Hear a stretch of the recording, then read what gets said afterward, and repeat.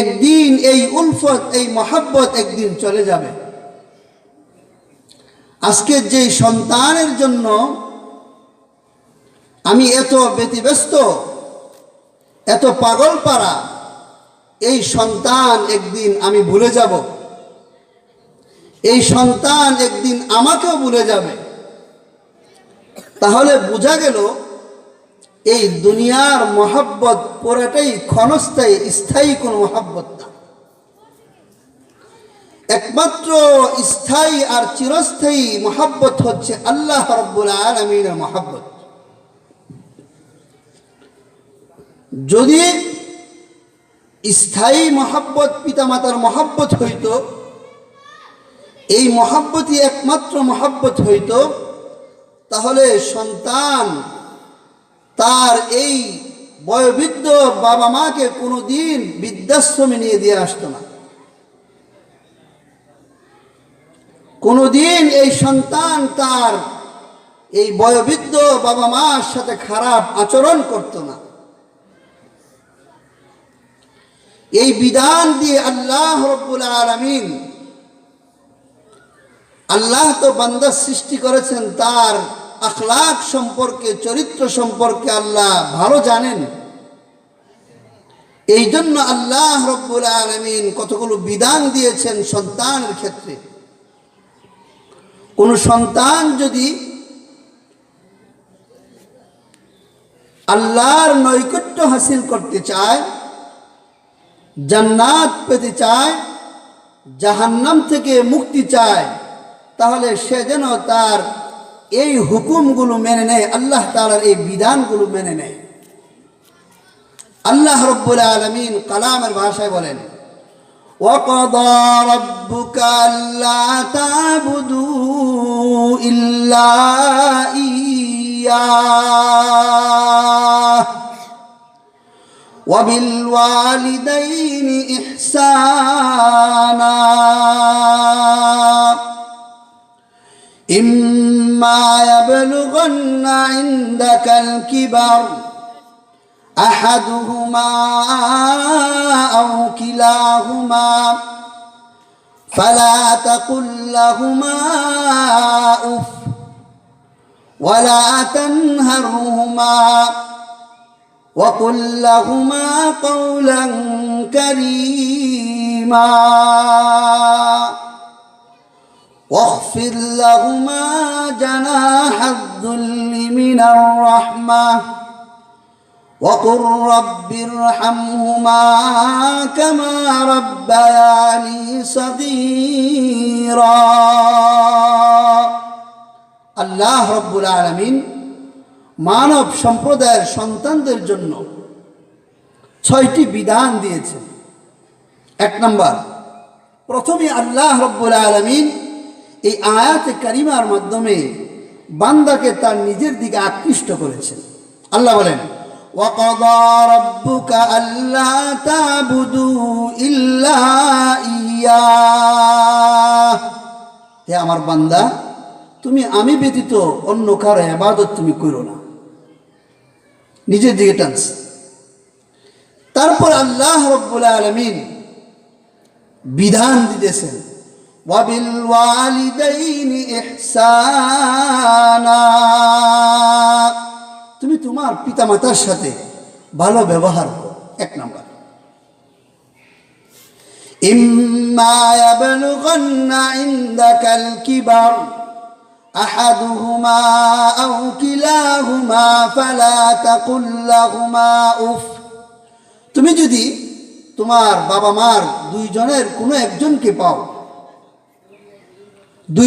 পাও, অথবা দুইজনের কোনো একজনকে বৃদ্ধ অবস্থায় পাও, তাহলে ফালা তাকুল লাহুমা উফ, তাহলে তুমি এমন কোনো কথা তাদের সাথে বলিও না যেই কথা বলার কারণে তারা বলে উফ, ব্যথিত হয়, তারা কষ্ট পায়। ওয়ালা তানহারহুমা, এবং তাদের সাথে তুমি ধমকের সুরে কথা বলিও। وَقُلْ لَهُمَا قَوْلًا كَرِيمًا।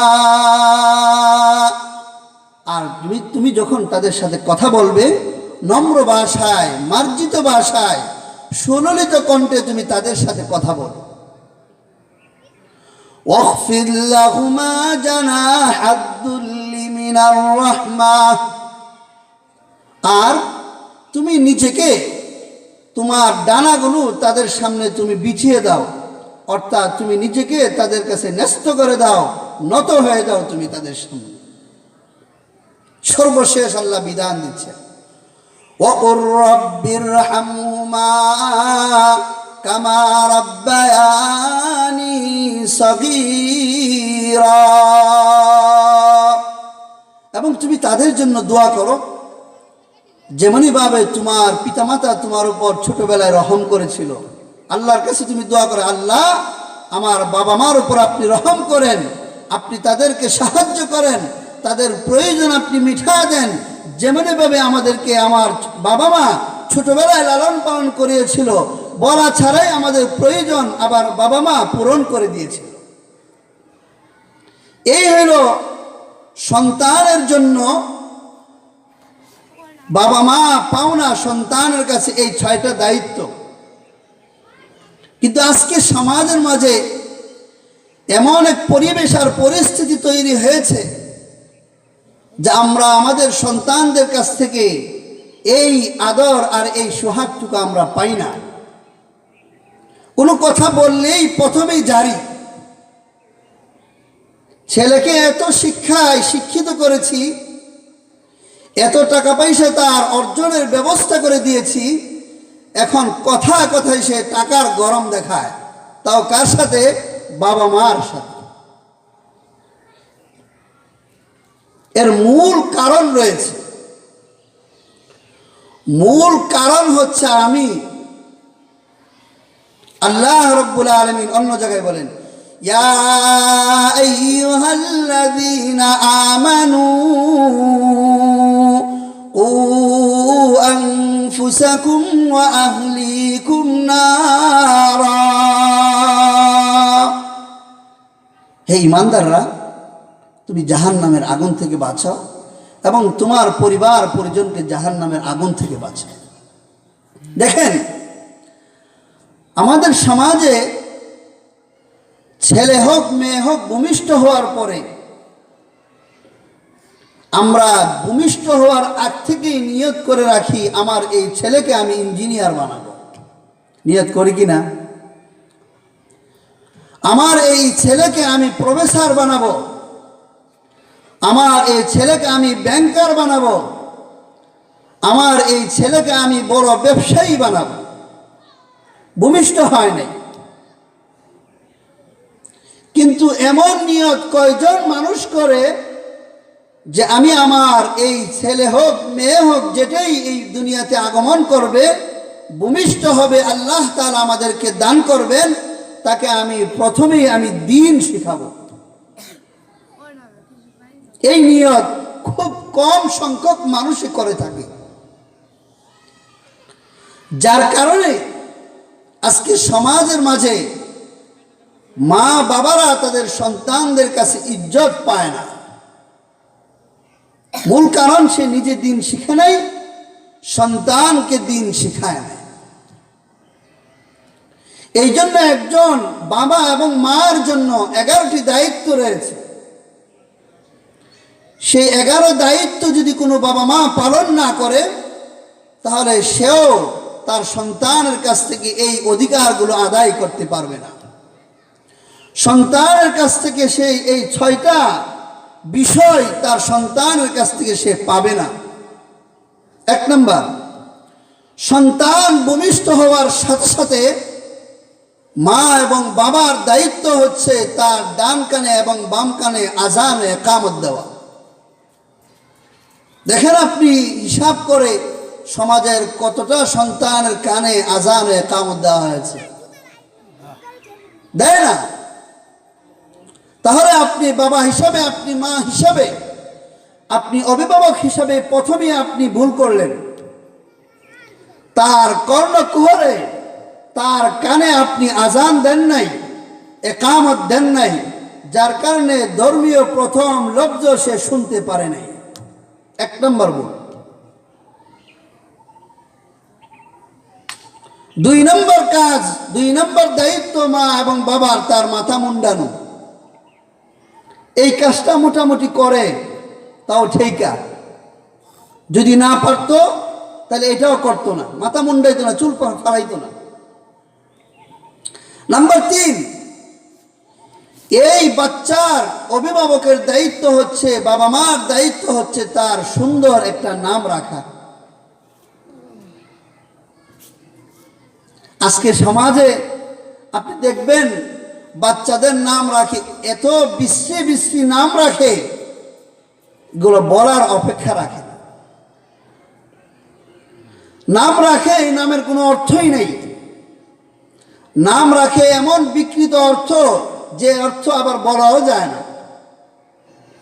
বাস্তব বহু ঘটনা রয়েছে সুন্দর নাম রাখা, কিন্তু এই নাম রাখে না। তারপর আকিকা করা, অনেক মানুষ আজকে আকিকা করতে চায় না, খরচ। আবার যারাও আকিকা করে তারা ওই যে আগে আকিকার দাওয়াত খেয়েছে, ওই দাওয়াতের টাকা ওঠানোর জন্য আকিকা করে, পুরো গ্রাম দাওয়াত দেয়। সুন্নত তরিকায় 7ম দিনে যে তার আকিকা করা, 14তম দিনে যে তার আকিকা করা, 21তম দিনে যে তার আকিকা করা, ওই নিয়তে সে করে না। আকিকা করার উদ্দেশ্য হচ্ছে সে যে আগে যত দাওয়াত খেয়েছে ওই দাওয়াতের পয়সা উসুল করবে। তারপর সে যখন খাবার শুরু করে, প্রথমেই তাকে হারাম দিয়ে শুরু করে। সে নিজে হারাম উপার্জন করে, হারাম উপার্জিত খাবার সে তার বাচ্চাকে খাওয়ায়, নিজে খায়, পরিবার পরিজনকে খাওয়ায়, বাচ্চাকেও হারাম খাবার খাওয়ায়। মার বাবার দায়িত্ব হচ্ছে সন্তানকে হারাম খাদ্য থেকে বিরত রাখা, তারপরে তাকে খাবারের আদব শিক্ষা দেওয়া, কিভাবে খাবার খেতে হয়। আজকে দেখবেন বাচ্চাকে ছোটবেলা থেকেই অপচয় শেখানো হয়। সে খেতে পারবে 2-4 লুকমা, কিন্তু তার জন্য প্লেট পূর্তি খাবার নেওয়া হয়, অর্ধেক খাওয়ায়, বাকি অর্ধেক ফেলে দেয়। তাহলে এই ছোটবেলা থেকেই তাকে আমি অপচয় করা শিক্ষা দিতেছি। আপনি যতটুক সে খেতে পারবে, আপনি মা হিসেবে জানেন, আপনি বাবা হিসেবে জানেন, কিন্তু জানা সত্ত্বেও আপনার আগ্রহ এত বেশি যে আপনার ছেলেকে আপনি বেশি খাওয়াবেন, বেশি খাওয়ানোর আশায় আপনি অপচয় করছেন। বাচ্চাকে মিথ্যা থেকে দূরে রাখা। আপনি দেখবেন আজকাল মানুষ মিথ্যা থেকে তো নিজে দূরে থাকেই না, বরঞ্চ বাচ্চার সামনেই ফোনে যে কথা বলে সেখানেও মিথ্যা বলতেছে, বলে আমি এখন ঘরে নাই, অথচ সে তার ছেলের সাথে বসে গল্প করতেছে, খেলা করতেছে। বাচ্চার সামনে বসে ফোনে বলতেছে আমি এখন ঘরে নেই। হয় কিনা এরকম? তো আমি আমার বাচ্চাকে মিথ্যা শিক্ষা দিতেছি। এমনইভাবে আমার বাচ্চার মুসলমানি করানো, এটা করে বাবারা, এই দায়িত্বটা পালন করে। 7ম নম্বর, তাকে দিন শিক্ষা দেওয়া। আজকে সমাজে দেখবেন দিন শিক্ষার কথা বললেই শরীর মুচড়ায়। ও তো মাদ্রাসায় পড়ায় কি কয় টাকা বেতন পাবো, কেমনে চলবো, আমরাই তো চলতে পারি না। এত ব্যবসা বাণিজ্য করি, প্রবাস থেকে বিদেশ থেকে টাকা আসে, ওই টাকাই চলতে পারি না। আবার যদি মোল্লা মৌলবি বানাই, চলবো কিভাবে 5,000 টাকা বেতনে? এই তার ভিতরে এই যে ভূত ঢুকে গেল, 5,000 টাকার বেতনে সে তার সংসার চলবে না। এই ভূতের কারণে ছেলেকে সে দিন শিখায় না। নামাজের আদেশ করা, বাচ্চাকে নামাজের আদেশও করে না, এখনো ছোট আছে, এখনো তো কিছুই বুঝে না।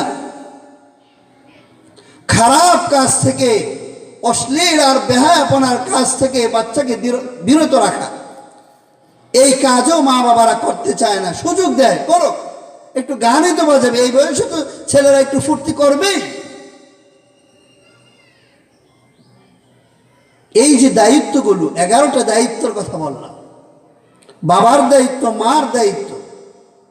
আপনি বাবা হিসেবে সন্তানকে, ওই যে সন্তানের 6টা দায়িত্ব, আপনার সাথে কোমল ভাষায় কথা বলা, আপনাকে ধমক না দেওয়া, আপনাকে সম্মান আর ইজ্জতের সাথে কথা বলা, সে তার নিজেকে বাবা মার সামনে সঁপে দেওয়া, এই কাজগুলো আপনি তখনই পাবেন যখন আপনি আপনার সন্তানের কোমল হৃদয় থাকা অবস্থায় যখন ধর্মীয় জ্ঞান তার অন্তরের মধ্যে, কলবের মধ্যে দিয়ে দিবেন। আর যদি এটা না করতে পারেন, তাহলে আপনি লিখে রাখেন, আপনার জীবনে কোনোদিন আপনার সন্তানের কাছ থেকে আদর আর লেহাজ আপনি পাবেন না, আপনি সম্মান সন্তানের কাছ থেকে পাবেন না, কোমল ভাষায় কথা আপনি আপনার সন্তানের কাছ থেকে পাবেন না। আজকে সমাজে দেখবেন মানুষ ছেলে সন্তান হওয়ার আগে এইরকম নিয়ত করে সন্তানকে এটা করবে ওইটা করবে, ঠিক বাসার মধ্যে মৌলবী রাখে, হুজুর রাখে, একটু কোরআন শরীফ শিখে। কিন্তু আমাদের চিন্তার চেতনা এমন হয়েছে, স্কুলের মাস্টারের জন্য সপ্তাহে 2 দিন পড়ায় বেশি, সাবজেক্ট একটা হোক আর 2টা হোক, স্কুলের মাস্টারের জন্য বরাদ্দ হলে সপ্তাহে 2 দিন পড়াবে, বেশি সময় দিতে পারবে না। কিন্তু মসজিদের ইমাম হোক, মক্তবের ইমাম হোক, কোন আলেম হোক, যদি সন্তানের জন্য নির্বাচন করে, তখন তার জন্য বরাদ্দ হচ্ছে সপ্তাহে 6 দিন পড়াতে হবে। বেতন কত? 500 টাকা। আর ওইদিকে স্কুলের মাস্টার বেতন হচ্ছে 2000 টাকা। তাহলে আমি তো আমার ধর্মীয় গ্রন্থ আল কোরআনের শিক্ষার মর্যাদা আমি দিয়েছি 500 টাকা, আর জেনারেল লাইনের শিক্ষার গুরুত্ব আমি দিয়েছি 2000 টাকা। বাস্তব ঘটনা। এক লোক আমার কাছে বর্ণনা করলো যে হুজুর, আমার 2টা, একটা নাতি একটা নাতনি, দোয়া করবেন, এখন স্কুলে যাওয়া শুরু করেছে, নিয়ত করেছি বাসায় একজন হুজুর রেখা এদেরকে পড়াবো। আমার কাছে এগুলো বলল। ওইদিকে আবার ছেলেকেও বলল যে বাবা, ছেলে তো মেয়ে তো তোমাকে আল্লাহ দিছে, তাদেরকে একটু দ্বীনের বুঝ, কোরআনের বুঝ দিও। তো ছেলে বাবার কথা অনুযায়ী ঘরের মধ্যে একজন হুজুর রাখছে। হুজুর 1 দিন পড়ায়, 2 দিন পড়ায়, 3য় দিন বউ সামনে দিয়ে হাঁটে আর বলে, ওরে বললাম একজন মাস্টার ঠিক করতে, নিয়ে আসলো একজন মৌলবী। মৌলবী কি পড়াইব? ছেলেটা দিন দিন ভূতা হইব। মনে করছিলাম ছেলেটাকে ডাক্তার বানাবো, ইঞ্জিনিয়ার বানাবো, এখন দেখতেছে না, পারা যাইব না। 3য় দিন এটা বললো। 4র্থ দিনও এরকম হাঁটে আর এগুলো বলতেছে। মৌলবী সব চিন্তা করলো যে এই বাসার মধ্যে পড়ানোর চাইতে না পড়ানো বলে, পরের দিন সালাম দিয়ে চলে গেছে, আর আসে না। এই সন্তানের কাছ থেকে এই মা কি পাবে? তাকে তো বাচপানে, ছোটবেলায় তাকে ধর্মীয় শিক্ষা দেয় নাই, সে শিক্ষা দিয়েছে জাগতিক শিক্ষা, জেনারেল লাইনের শিক্ষা। ওই শিক্ষা অনুযায়ী তো সে পাবে এমন শিক্ষা যে বয়োবৃদ্ধ অবস্থায় মাকে নিয়ে রাখতে হবে কোথায়? বৃদ্ধাশ্রমে। বাবাকে নিয়ে রাখতে হবে কোথায়? বৃদ্ধাশ্রমে। কারণ যখন মানুষের বয়স হয়ে যায়, আর যার ওমর অর্থাৎ 80 বছর অতিক্রান্ত হয় মানুষের, তখন মানুষের মধ্যে বাচপান জাহের হয়, অর্থাৎ বাল্যকাল প্রকাশ হয়। তখন শিশুবেলা মানুষ একটা কথাকে 5-7 বার বলে, বাবা এটা কি, ওইটা কি, এটা কেন হইলো, ওইটা কেন হইলো, এটা এমন হইলো না কেন, অমন হইলো না কেন, এই জাতীয় প্রশ্ন করে না ছোটরা। যখন মানুষের বয়স হয়ে যায় তখন এই জাতীয় প্রশ্ন শুরু করে। যদি আপনি আপনার সন্তানকে এই বাচপানে, ছোটবেলায় যদি তাকে আপনি ধর্মীয় জ্ঞান না দিয়ে থাকেন, তাহলে মনে রাখবেন আপনাকেও একদিন ওই বৃদ্ধাশ্রমে যেতে হবে। যেই বৃদ্ধাশ্রমে যায় কারা? যেই সমস্ত বাবা মারা তাদের সন্তানকে ছোটবেলায় দ্বীনি শিক্ষা দেয় নাই। যে ঘটনা আজকে গত এক সপ্তাহ হয় না এখনো, গত বৃহস্পতিবার আপনারা দেখেছেন মিরপুরে, ঢাকা মিরপুরে একটা ঘটনা ঘটেছে, অনাকাঙ্ক্ষিত ঘটনা। 58 বছর বয়সের এক বৃদ্ধ বাবা, তার এক ছেলে এক মেয়ে। ছেলে বাহিরে থাকে, মেয়ে দেশে থাকে। সে ক্যান্সারে আক্রান্ত, স্ত্রীও ছেলের সাথে চলে গেছে বাহিরে, মেয়ে বিবাহ দিয়ে দিছে। এখন নিঃসঙ্গ, তার কোনো সঙ্গ নাই, বাসায় সে একা। আত্মীয় স্বজন যার যার মতো যার যার বাড়িতে রয়েছে। তার টাকা পয়সা কোনো কিছুর অভাব নাই, কিন্তু এই 58 বছর বয়সের এই বৃদ্ধ বাবা সে নিজেই গুলিবিদ্ধ হয়ে আত্মহত্যা করেছে। কেন? কিসের অভাবে সে আত্মহত্যা করল? কিসের অভাব ছিল তার? টাকার অভাব ছিল, প্রভাব প্রতিপত্তির অভাব ছিল, ঘর বাড়ির অভাব ছিল, আত্মীয় স্বজনের অভাব ছিল, ছেলে সন্তানের অভাব ছিল, কোনো কিছুর অভাব নাই। অভাব ছিল একটা, সেটা হচ্ছে নিঃসঙ্গতা। তার স্ত্রী থেকেও নাই, তার সন্তান ছেলে থেকেও নাই, তার মেয়ে সন্তান থেকেও নাই। কিসের কারণে? স্ত্রী কোনোদিন স্বামীকে জীবিত অবস্থায় রেখে প্রবাসে যেতে পারে না। যদি যায়, বুঝতে হবে সে স্ত্রী না। আর এই সবগুলোর মূল কারণ হচ্ছে আমি আমার ছেলেকে, আমি আমার স্ত্রীকে, আমি আমার মেয়েকে, আমি আমার নিজের মধ্যে দ্বীন শিখাইনি। যদি দ্বীনের বুঝ দিয়ে দিতাম, নিজে দ্বীনের উপর চলতাম, তাহলে আমার স্ত্রী কোনোদিন আমাকে রেখে বাহিরে যেত না। আমার সন্তান কখনো আমি এই ক্যান্সারে আক্রান্ত হওয়া অবস্থায়, এই অবস্থা দেখে আমাকে কোনোদিন এই অবস্থায় রেখে তারা বিদেশ পাড়ি জমাইত না। হে বাবারা, আপনাদেরকেও বলছি, এখনো সময় আছে, নিজের আখের গুছাইতে থাকেন। আপনি যদি মনে করেন যে এটা তো ঢাকাতে ঘটেছে, আমার ফ্যামিলি আলহামদুলিল্লাহ খুব ভালো, আপনি বুকার স্বর্গে বসবাস করছেন। এই দুনিয়ার সম্পর্ক হচ্ছে মিথ্যা, এই দুনিয়ার সম্পর্ক হচ্ছে ধোঁকা, এই দুনিয়ার সম্পর্ক হচ্ছে প্রতারণা।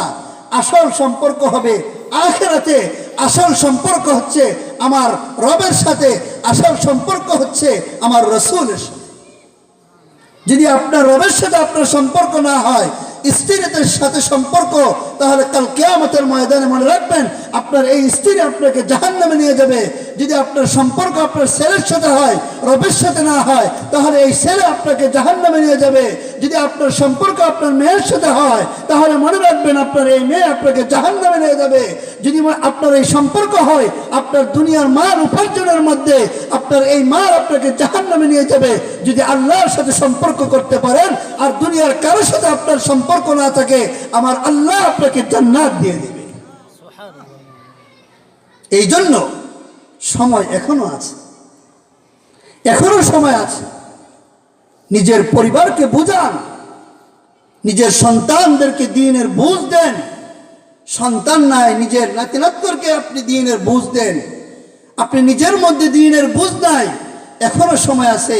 মসজিদের ইমাম সাহেবের কাছে যান, যাইয়ে তার কাছে তওবা আর ইস্তিগফার পড়েন, তার কাছ থেকে সময় নেন, আমাকে কালেমাটা শিখায়া দেন, আমাকে নামাজটা শিখায়া দেন, আমাকে দুটো সূরা শিখায়া দেন, যেন আমি মওত পর্যন্ত সহিহ তরিকা অনুযায়ী, সুন্নত তরিকা অনুযায়ী আল্লাহর হুকুম মেনে বাকি জিন্দেগিগুলো আমি কাটাইতে পারি।